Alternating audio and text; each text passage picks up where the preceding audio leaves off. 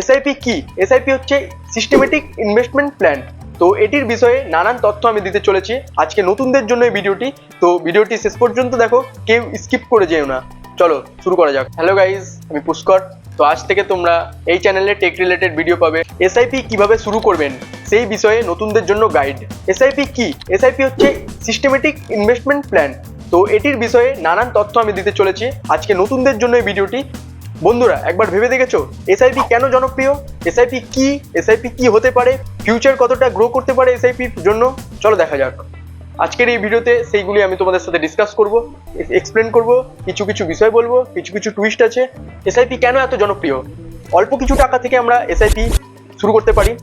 তো সেটি করার জন্য কিছু স্ট্র্যাটেজি দরকার, স্ট্র্যাটেজি থাকা দরকার। স্ট্র্যাটেজি না হলে আমরা সিস্টেমেটিক চলতে পারবো না আর কি। যদি আপনার ভবিষ্যৎ সিকিউর করতে চান তাহলে এই ভিডিওটি শেষ পর্যন্ত দেখুন। এসআইপি কি? এসআইপি হচ্ছে সিস্টেমেটিক ইনভেস্টমেন্ট প্ল্যান। এটি হচ্ছে, ধরেন আপনার প্রতি মাসে একটা নির্দিষ্ট পরিমাণে টাকা একটা মিউচুয়াল ফান্ডে রাখা হলো, সেটা হচ্ছে এসআইপি। একটা নির্দিষ্ট ডেটে নির্দিষ্ট তারিখে সেটি কেটে আপনার অ্যাকাউন্ট থেকে কাটা হবে, সেটা হচ্ছে এসআইপি। তো এটি করার জন্য আপনাকে কিছু প্রসেস আছে, কিছু মাথায় বুদ্ধি নিয়ে কাজ করতে হবে আর কি। চলো সেগুলি বলি। ধরুন প্রতি মাসে 500 টাকা বা 1000 টাকা আপনি এটি মিউচুয়াল ফান্ডে ইনভেস্ট করলেন, এটাই হচ্ছে এসআইপি। এখানে আপনার কোনো বড় অ্যামাউন্টের টাকা লাগবে না, এখানে ছোট অ্যামাউন্ট থেকেই আপনি বড় কিছু করতে পারবেন, ফিউচার আপনার হ্যাপি হবে। এই কারণে এসআইপিটা অত্যন্ত জরুরি। কারণ এসআইপি থেকে আপনি ছোট ছোট অ্যামাউন্ট, 100 টাকা, 500 টাকা, 1000 টাকা, এইভাবে করে করে ছোট ছোট ইনভেস্টমেন্ট আপনি করে বড় একটা ফান্ড পেতে পারেন। তাই এসআইপি করা অত্যন্ত জরুরি। এসআইপি কেন করবেন আপনারা? এসআইপি করার প্রধান উদ্দেশ্য হলো এটি একটি ডিসিপ্লিন তৈরি হয়। প্রতি মাসে মাসে ফান্ড আপনার অ্যাকাউন্টে বড় অ্যামাউন্টের একটা জমতে থাকে, নির্দিষ্ট সময়ের জন্য একটা আপনি ফেলতে পারেন, সেই ইনভেস্টই করতে পারেন। লং টার্মে করলে তো আপনার প্রচণ্ড ভালো আর কি।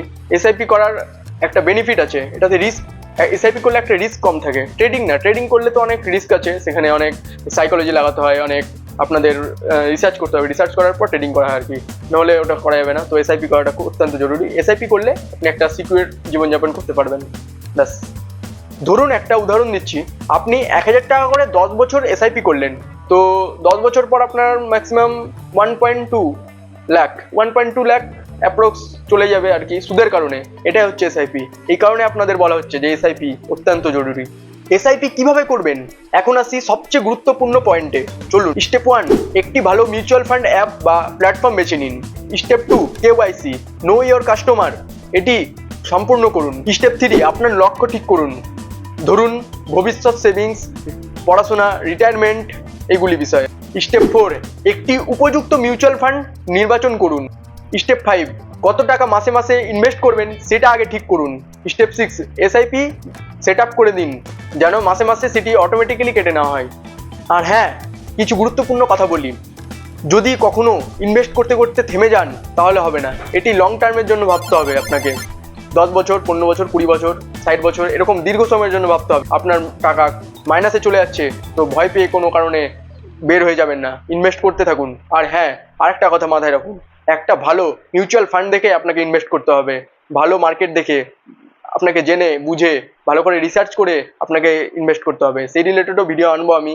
তো আজকে আমি যেহেতু ফার্স্ট ভিডিও বানাচ্ছি তাই একটু তোমাদের অসুবিধা হতে পারে, তার জন্য ক্ষমা চেয়ে নিচ্ছি। তো আমার এই ভিডিওগুলি কেমন লাগছে তোমাদের একটু কমেন্ট করে জানিও। আর ভালো লাগলে ভিডিওগুলি লাইক করে পাশে থেকো।